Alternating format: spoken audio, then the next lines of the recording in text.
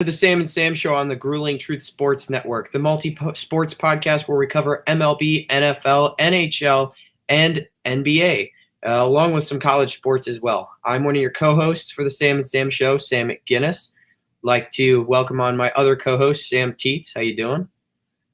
Doing great. It's good to be back for you this Friday night. A little bit earlier than usual because we have some scheduling conflicts, but we can move it up a little bit and still have fun, still talk about some NBA and NHL action. Yeah, we got a lot of stuff here with the playoffs and all. It's been a scramble to try and keep up with both the NBA and the NHL so far. Yeah, understandable, which is why I focus so much on the NBA and just decide to forget the hockey altogether and leave that to you. Hey, when you got one person to do it, no need to double yourself up like that. That just makes your work way harder.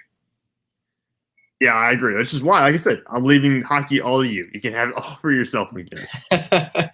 All right, let's hit it straight into the NBA playoffs. Yeah, we have some games currently going on. The 76ers are playing the Hawks right now, and this is a potential elimination game because the 76ers are down 2-3 after giving up leads of at least 18 points in back-to-back games. So they've been pretty awful late in games, especially in the second half. At one point in game 5, they had a 26-point lead, and the Hawks won by 3 points. Only two guys for the 76ers made a basket in the second half of the game. The most hilarious part about this is an Atlanta sports team is coming back, and they're coming back from significant deficits against a team that isn't from Atlanta.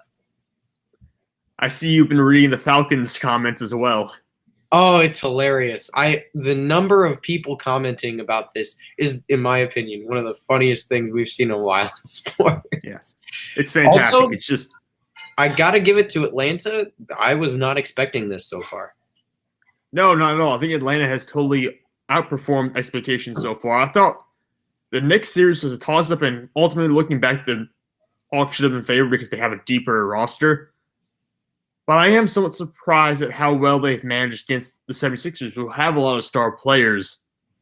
But they've really taken Ben Simmons and made him a weakness for them. Joel Embiid has struggled to play well late in games, and Tobias Harris, of course, is still streaky. So I think the Hawks are really outperforming my expectations here. And Trae Young is not performing particularly well in this series, especially compared to his normal averages from the regular season, especially shooting splits.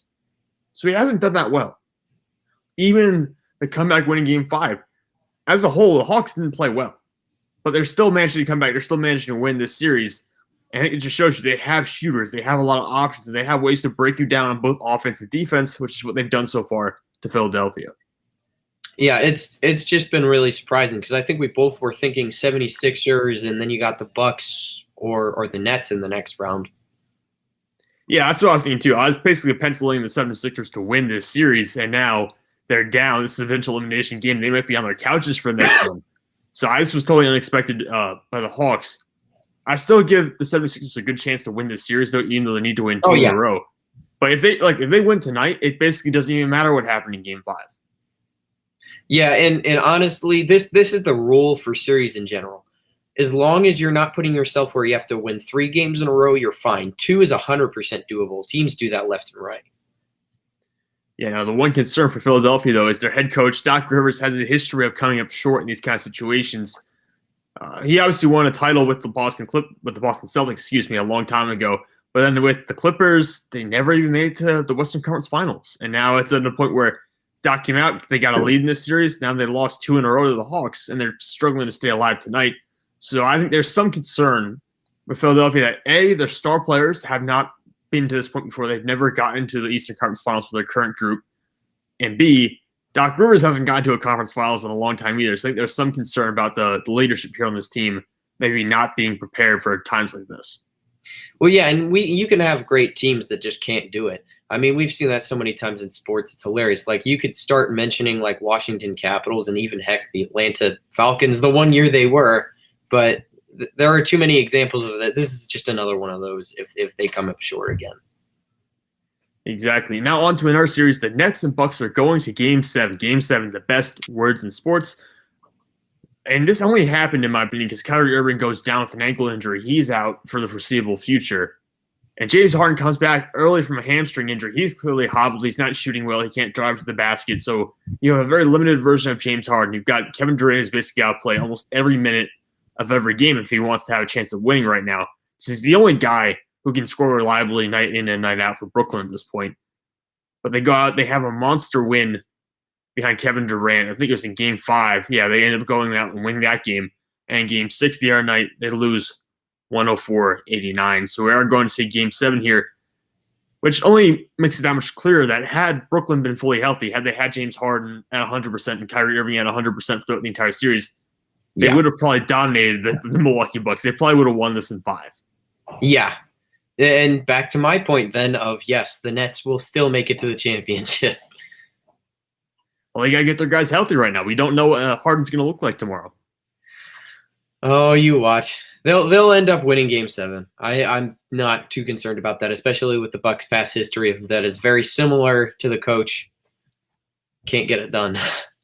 No, I think there'll definitely be a hot seat from Mike Budenholzer when he goes to sit down to coach Game 7, because if they end up losing, I think there's a real chance that he gets fired. And speaking of firing Mike Budenholzer, there's currently 7 NBA head coaching openings right now. 7. And that's not counting a potential ace spot where Nate McMillan currently sits in Atlanta. He's actually the interim head coach because Lloyd Pierce was fired earlier this year. I would assume Atlanta will bring him back considering how well the Hawks have performed, but hypothetically, there are up to 8 coaching openings in the NBA right now.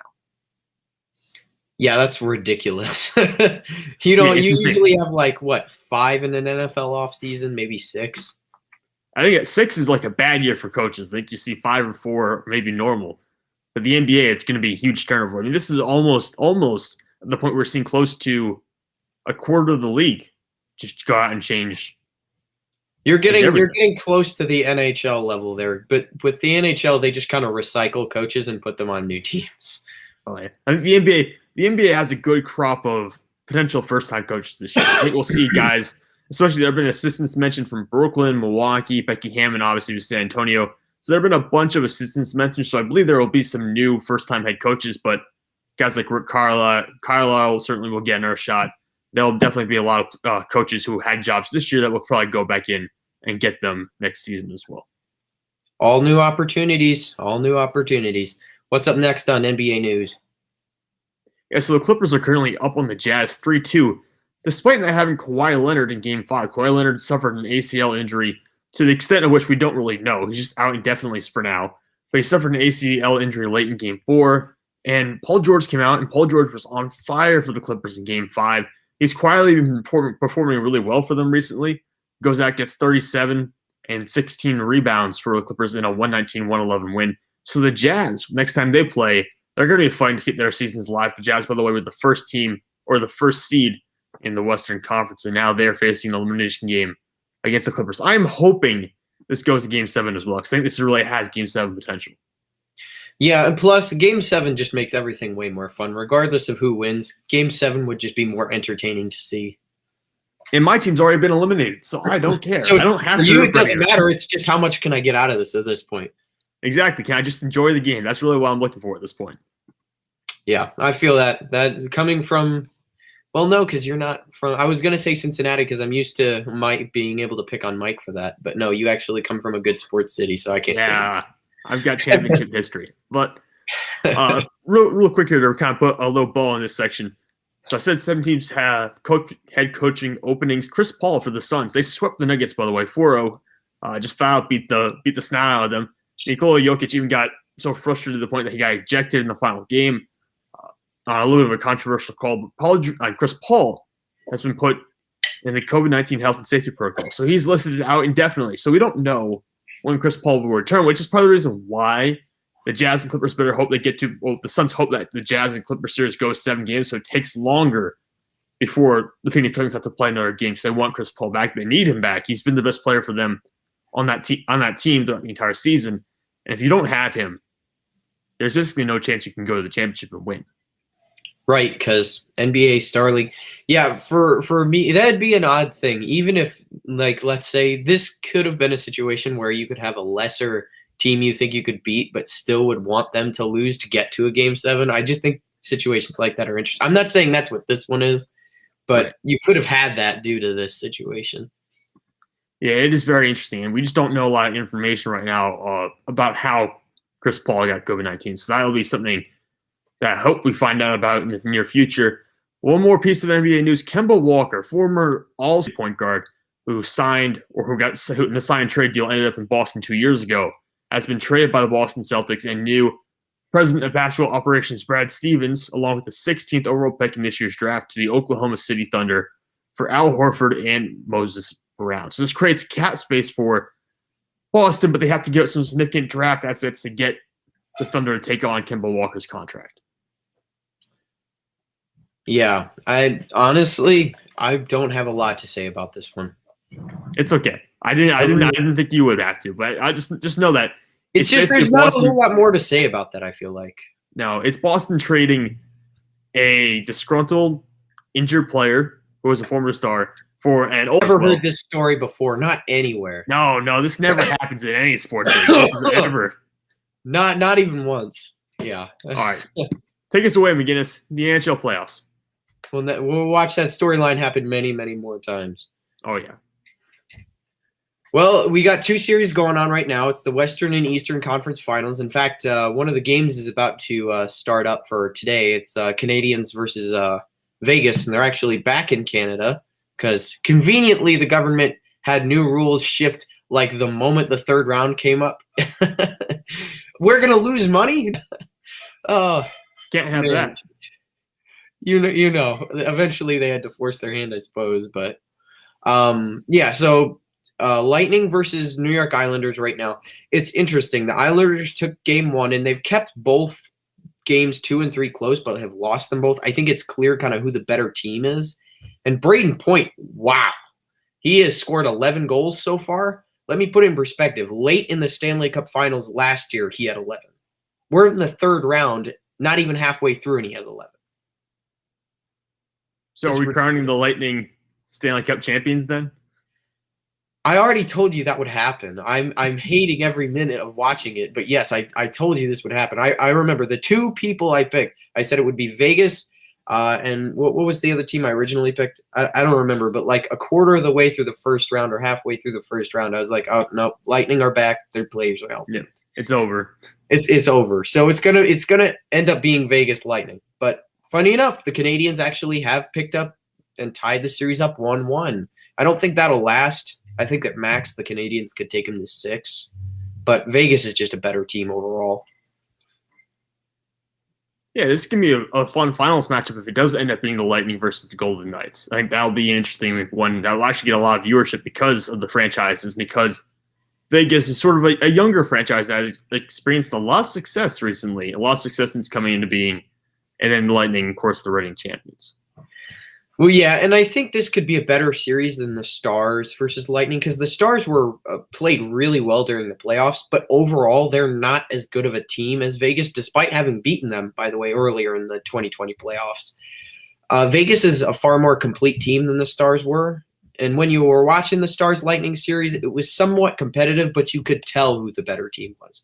I think this could be a potential for a 6 or 7 game series if you got Vegas-Lightning. So, what would it take? You mentioned the Canadiens. You said 6 games would probably be the cap for them against the Golden Knights. Is there any way possible that a miracle happens here and the Canadiens somehow end up coming from the worst division in hockey and end up somehow in the Stanley Cup? Carey Price would need to continue doing what he's been doing, which he probably will. I just don't think it's going to matter. Unfortunately, some goalies get sacked. You're going to need to start with that. The scoring is going to have to increase against a good defense and just as good of a goalie as Carey Price and Marc-Andre Fleury. And you're going to need to tighten up defensively. If you got those 3 things, you have a chance at a Game 7 win. Which of the 2 series matchups do you think is closer in terms of skill? Is it the Lightning and the Islanders, or is it the Canadiens being closer to the Golden Knights? So that's a really interesting question. I think I'd still technically have to go with the Lightning Islanders, mostly because of Matthew Barzal. But both the team, I think if you really look at it, the difference between the Canadiens and the New York Islanders has more to do with coaching than anything else. The reason the Islanders are a good team, people will try and tell you it's Matthew Barzal or this or that. It's literally Barry Trotz. That's why. The year before he was there, they were the worst defense in the NHL. Since that time, they've won multiple series in multiple different playoffs and have made it to the third round for the second year in a row now. It's Barry Trotz. So if you had Barry Trotz on the Canadiens, I would say the Canadiens have a chance at the Cup, but he's not there. So, oof. Barry Trotz, future Pittsburgh Penguins coach. He's not, though. Next year, calling it champions. 2022 Stanley Cup champions. You need a goalie. This is what I've been saying. You need a goalie. You haven't had one since Marc-Andre Fleury. Not really. No. You've had substitutes that kind of sorta could for a while. Yeah, I still don't believe they let Marc-Andre Fleury go. Of the two, when they had a decision to make, they decided, let's let Marc-Andre Fleury be the guy that will push out. That's a regret. A little bit, just a little bit, but just a tiny bit, considering you probably could have won a Stanley Cup in the last few years had it not been for that. Just rubbing it in since you're gone. You're gone. Oh. All right. Is there anything else you want to talk about with the NHL playoffs currently? I don't think particularly. There's not a ton going on other than the conference finals right now. Just keep an eye on those. Both series seem to be pretty good right now, and I'm hoping somehow the Islanders pull out a miracle and save us from Tampa Bay. It's not going to happen, but they were even showing like the number of series the Islanders have played against Tampa and showed how Tampa won all of them, regardless of historical or modern. It's nice to have dreams, McGinnis. You can have dreams. It's all right. It's the only thing I've got coming from Detroit, being a sports fan. Ouch. All right, let's move on, though. We've got NFL news. Oddly enough, we actually do have some news. Yeah, since the last show we had, because we skipped last week, Julio Jones has been traded to the Tennessee Titans. So you pair him up with A.J. Brown, that's automatically becomes one of the best wide receiver duos in the NFL. But ultimately, the Titans traded a 2022 second-round pick and a 2023 fourth-round pick for Julio and a sixth-rounder in 2023. So I called it, but I mean, they didn't get a first-round pick for him. Atlanta did not get a first-round pick for Julio. I felt like that was slightly overpaying, but not really, because the sixth-round pick doesn't really mean anything. And honestly, I think this improves the Titans quite a bit because now they don't have to rely just on Derrick Henry and Tannehill. They've got more now, and I think it makes them a more complete team. Well, yeah, and they lost Corey Davis in free agency. He was their number 2 wide receiver last year. Now you have Julio, who has struggled with injuries in the past year or so. You got A.J. Brown as well. So you got arguably two of the top 10 wide receivers in the NFL now, both on your roster. Unfortunately, Tennessee only throws the ball like a very minimal amount compared to other teams. They threw the ball the third fewest times in the NFL this past year because they run so much with Derrick Henry. But now if Henry, for whatever reason, gets hurt or injured or banged up, you can just throw the ball all over the place because you got Julio Jones and A.J. Brown. Well, and I think you got to start expanding, being more a little less one-dimensional, because you can shut down Derrick Henry if you've done it right. And if you shut down Derrick Henry and they don't do something else, because we kind of saw that during their playoff game, they straight up, even when it wasn't working, continue to run Derrick Henry. Yeah, they need to come up with another system. They could have done it with their wide receivers, and now they've even got another weapon to do that with. So they need to be able to have the option of opening up and not just being, again, one-dimensional. When, Derrick Henry's taken a lot of hits over the past 2 years as well. So maybe they're going to look at it and say, from a long-term investment standpoint, we have Derrick Henry under contract for, I think, 4 more years. Maybe it's 3 more years at this point. They just re-signed him last offseason to an extension. But you have, from just looking at an asset standpoint, you don't want to run him into the ground already. So maybe take a few carries off of him and start passing the ball around a little bit more. You have Julio Jones. You have a future Hall of Fame wide receiver. Use him. Well, and honestly, that makes Derrick Henry even more dangerous because then you don't know when he's running. So that's less guys to stop Derrick Henry.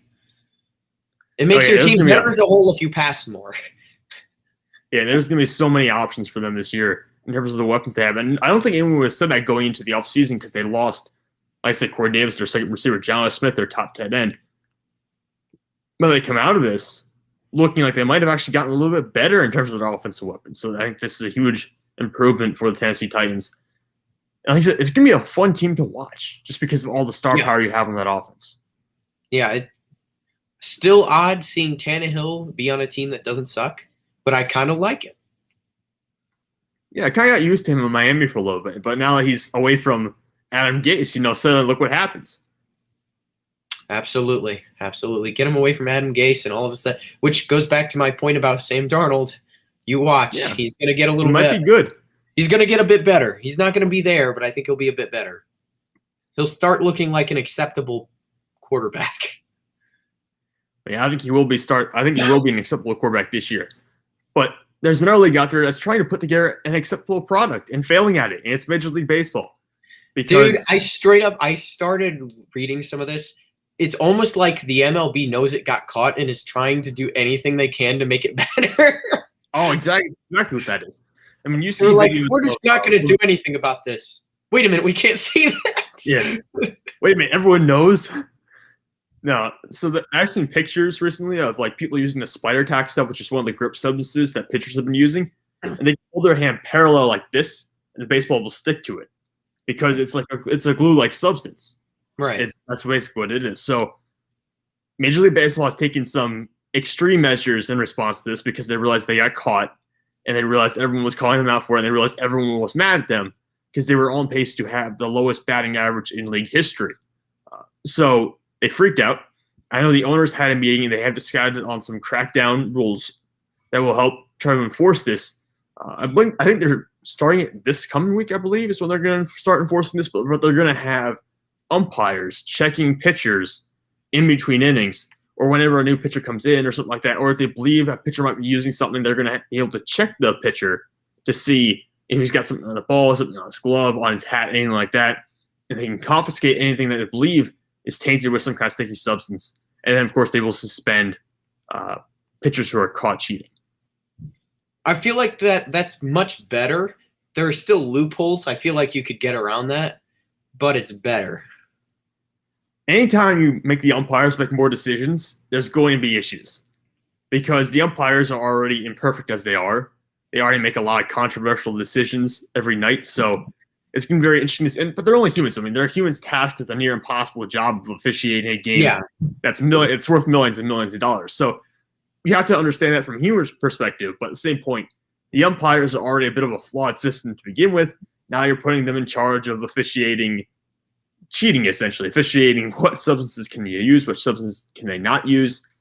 And a lot of these pitchers were initially told that the Major League Baseball is going to collect balls from games this year just for studies. They weren't actually going to enforce anything. That was what they were told. That's what Trevor Bauer was told.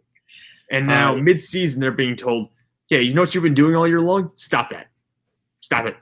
And now you have to change everything. It's going to look bad. No. Hey, I know we told you this stuff, but hey, the people don't like it, so we're going to change our minds. We're going to change your minds about being able to cheat. You just can't. Yeah. Which, I mean, you shouldn't be cheating in the first place, but Major League Baseball has gone about this in such a tough way that pitchers are now having to adjust mid-season. And if you know anything about pitching, it's already an unnatural motion. It's already putting so much stress on your body. Making any kind of changes to your routine is very difficult. So it's going to be very interesting to see how pitchers adjust. I mean, we might see the batting average skyrocket around the league as pitchers struggle to, pitch legally. Yes.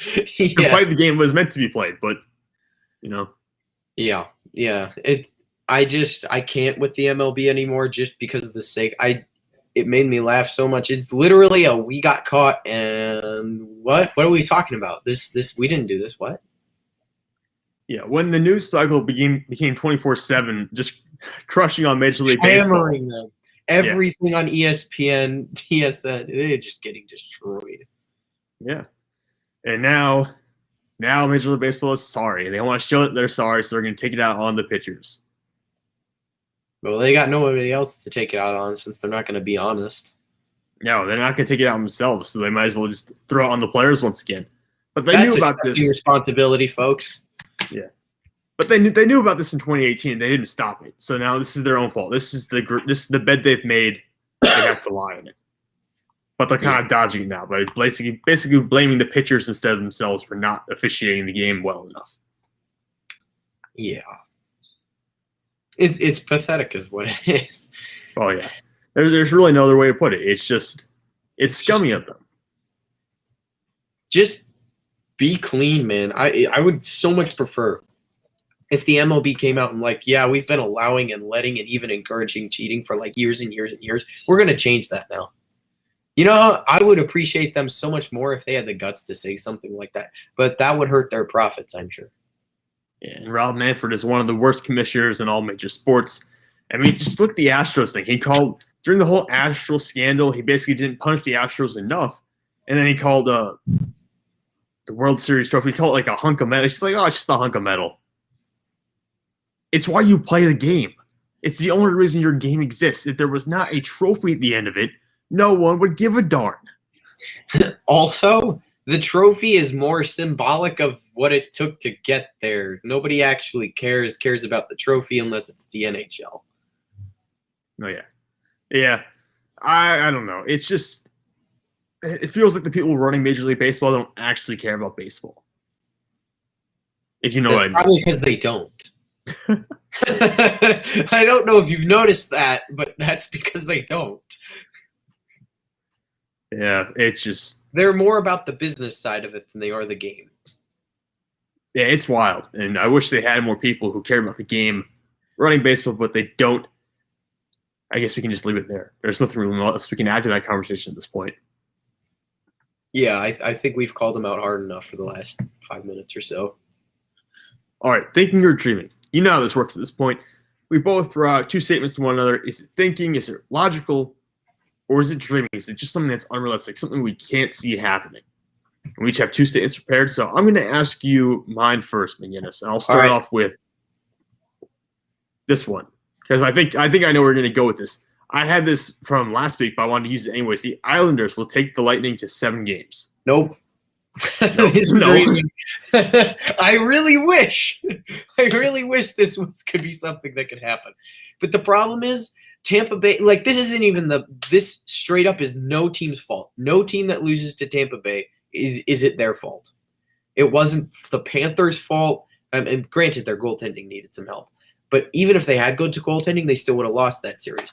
And then you got the Carolina Hurricanes. We're a pretty darn good team, but they're facing a super team. There's no different with the Islanders. The Islanders are potentially the team with the least talent out of those 3 teams we've mentioned. The only reason, again, they've made it this far is because they're really good with team defense and their coach is awesome. Okay, the team mentality they've got down. That's why they're so good. Coach, great. That's why they're good. That's why they made it here. That can only get you so far against super teams. And that's essentially what Tampa is. They've got possibly I would say the best forward group in the entire NHL, one of the best defensive groups in the entire NHL, and the best goalie in the NHL. What are you supposed to do at that point? I don't know what more you can ask of anybody. You should be happy if they take them to 6. I need the Islanders to win the Stanley Cup. That way I have an excuse for the Penguins losing to them in the playoffs. That would actually make me really happy too. Not why, not your reason. Yeah, but the outcome. The outcome not being the Lightning. Yeah. Give you some kind of an excuse. Yeah. I mean, if they beat the Lightning, yeah, that'd be your legitimate. Who cares? You're happy regardless. There. Now we both got something. All right. I got this one. Yep. The Bucks will choke in Game 7 and lose by at least 10 points. Ooh, by 10. I agree with the first part. The first part of that statement is thinking. I believe there's a legitimate chance they choke away Game 7. By 10 points, I don't know how I feel about that. I like to think that if you're so close to each other in terms of competition that you get to Game 7, I think Game 7 will be decided by 10 points or less. But I do agree with you. I think the Bucks are primed to mess this up. Because they won last game, which means it's time for them to screw up. They have to make a mistake now. Do you know how to defend Giannis at this point? He makes bad shot decisions at times. He will shoot turnaround fadeaways when being guarded by someone 7 inches shorter than him. He will shoot 3-pointers early in the shot clock when it makes no sense because he can't shoot threes. I mean, the Bucks are one bad Chris Middleton game away from losing this series because Chris Middleton really has carried them at points throughout the series scoring-wise. If he has a bad night and James Harden gets 16, I really think the Nets are going to win this. And Giannis, I just do not trust Giannis late in games yet. And then Chris Middleton is a better closer than Giannis Antetokounmpo, and he's the two-time MVP. So right. I don't know. I think that they are primed to mess this up just because of how their team is formatted and because they will try to give the ball to Giannis late in the game. And I don't think Giannis is the guy who will be able to close this game out for them. That hurts, but it's real honest.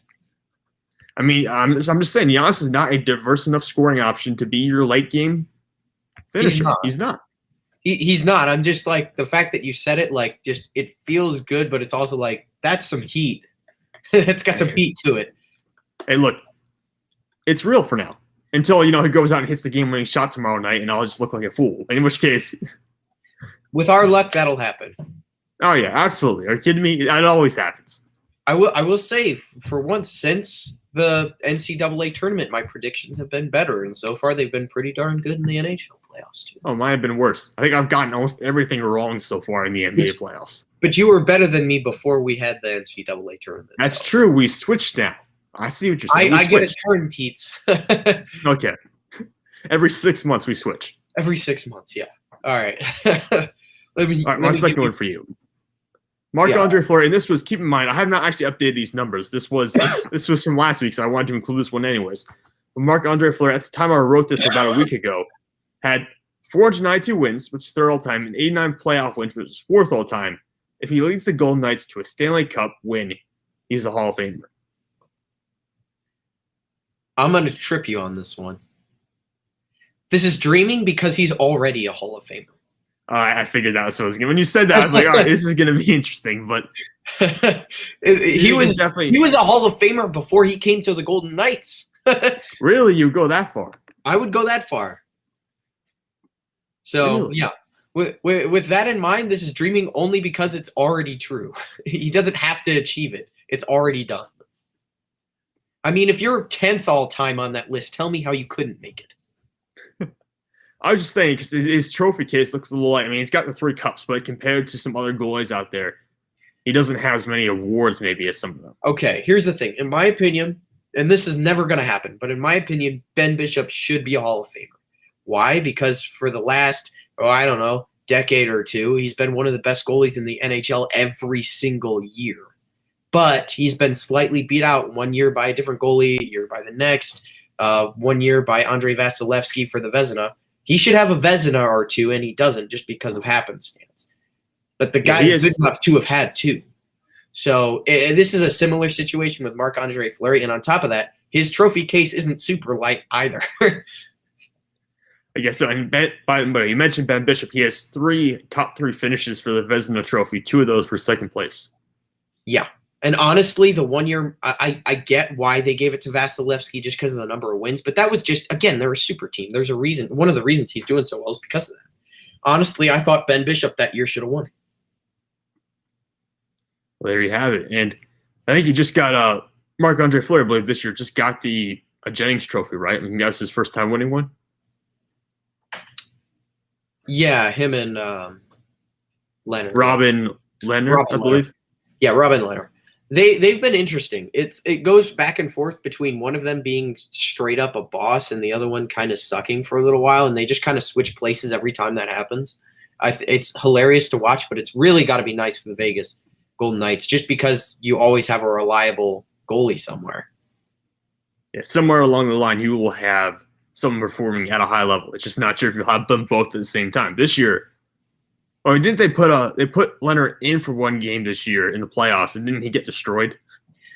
It was not his fault, but yeah, the reason he got destroyed was I watched that game. Every goal but one was a defensive issue. What are you supposed to do at that point? Like, that's not even a goalie's fault. That's just a bad defensive day. But yeah, last year, Leonard was in the 2020 playoffs. He took him to the 3rd round. Here we are. Marc-Andre Fleury has taken him to the 3rd round, likely to the Cup. These 2 goalies got something going.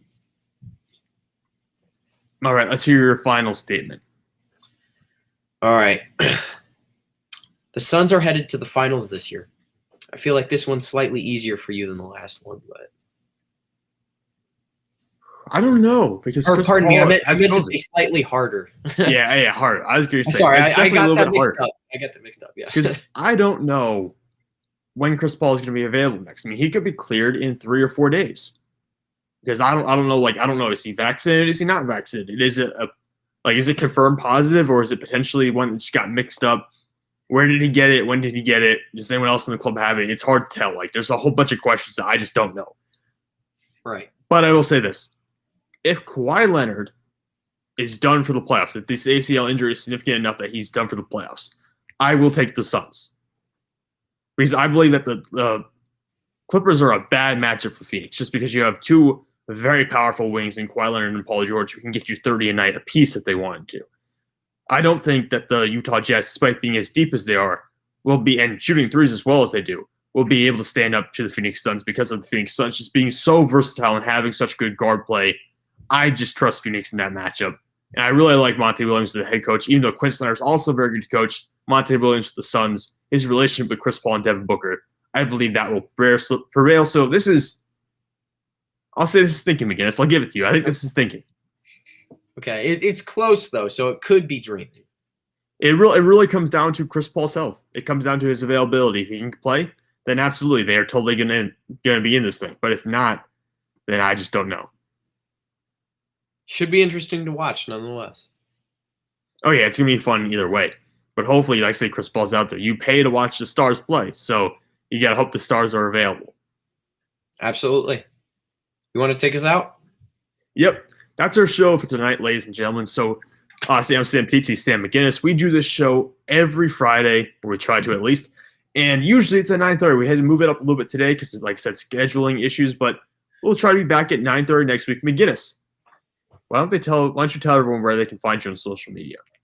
You can find me at SamuelMCG22 on Twitter and Instagram. I post hockey content on there most of the time. I do a little bit of NFL, NBA, and the sort of this show, but my main thing is the NHL.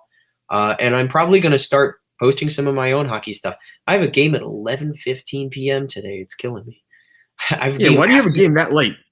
Unfortunately, that's the way Ice Time works, my friend. All right, I didn't know. I've never played. I tried to skate one time, and I came back so bruised that I decided never to go again. Yeah, right. Yeah, I'm happy that our team is doing so well right now. We are 5-1. I'm hoping this game doesn't end up like last game where we straight up just got outskated into oblivion. I felt bad for our goalie. We had 4 breakaways that game against, and he stopped 3 of them. It's still really good by the goalie. I was sitting there like, I'm sorry, bro. We're ruining this for you. Yeah. We are making your night just very busy. I'm poorly sorry. Yeah, for all the shots on goal. He only let in a few, and we still lost. I think we'll rebound this game, though. We're all right. Well, I hope you do. Good luck in your game. And for anyone listening, you can follow me at Sam_Teets33 on Twitter. I've been doing a lot of NBA content recently, a lot of NBA news and this sort, because the NBA has just been a content goldmine recently. I'm going to get back into football. I promise you that. I'm working on a fantasy football quarterback ranking list right now. The list is done. I just have to write the article up, and it'll be posted probably next 2 or 3 days. But for now, thank you for tuning in. For Sam McGinnis, I'm Sam Teets. Hope to see you all next Friday at 9:30. Have a good week.